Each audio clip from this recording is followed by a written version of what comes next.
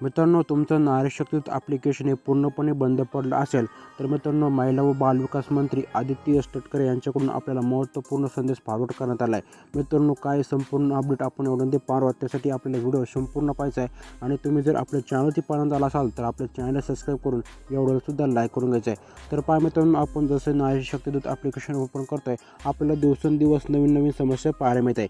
यामध्येच आता नवीन समस्यामध्ये नो न्यू फॉर्म ॲक्सेप्टेड, तसेच अनॲक्सेप्टेड एरर, तसेच no new log in accepted, तसेच काहींना लॉग इन करताना व काहींना त्यांचा फॉर्म भरताना अडचण येते। मित्रांनो, त्याचं सोल्युशन पाहता सर्वप्रथम आपल्याला आपल्या स्क्रीनवरती पाहू शकता। या ठिकाणी महिला व बालविकास मंत्री आदिती एस तटकरे यांनी त्यांच्या ट्विटर हँडलवरती एक पोस्ट शेअर केली आहे। त्यामध्ये तुम्ही पाहू शकता, आज आहे 15 ऑगस्ट 2024। तर पाहू शकता या ठिकाणी त्यांनी महत्त्वपूर्ण असे अपडेट तुम्हाला फॉरवर्ड केले आहे। तर पाहू शकता, लाडकी बहीण योजना फॉर्म तपासणी चालू आहे, तरी सर्व कारवाई यंत्रणा कळवण्यात येते की नारी शक्ती दूत ॲप पुढील 5 दिवस बंद राहील।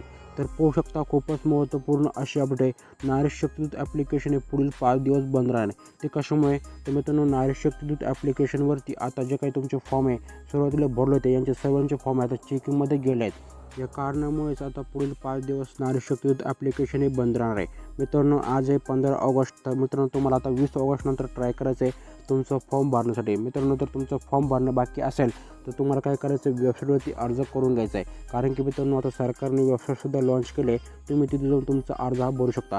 परंतु मित्रांनो, यांचं काय, ज्यांचा नारी शक्ती दूत ॲप्लिकेशनवरती अर्ज केला आहे परंतु त्यांना त्यांचा अर्ज एडिट करायचा आहे, त्यांचा फॉर्म हा डिसअप्रूव्ह झाला आहे। तर मित्रांनो, तुम्हाला सुद्धा आता 5 दिवस वाट पाहावं लागणार आहे, कारण की मित्रांनो 5 दिवस ॲप हे आता पूर्णपणे बंद राहणार आहे। तर मित्रांनो, अशी होती महत्त्वपूर्ण अपडेट। मित्रांनो, हे अपडेट तुम्हाला तुमच्या जवळच्या लाडक्या बहिणीसोबत नक्की शेअर करायचं आहे, कारण की मित्रांनो त्यांनासुद्धा कळेल की नारी शक्ती दूत ॲप्लिकेशन का बरं बंद आहे।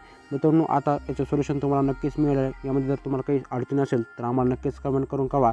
धन्यवाद मित्रांनो, व्हिडिओ शेवटपर्यंत पाहिल्याबद्दल तुमचे मनापासून आभार। भेटूयात मित्रांनो पुढच्या माहितीपूर्ण व्हिडिओसोबत।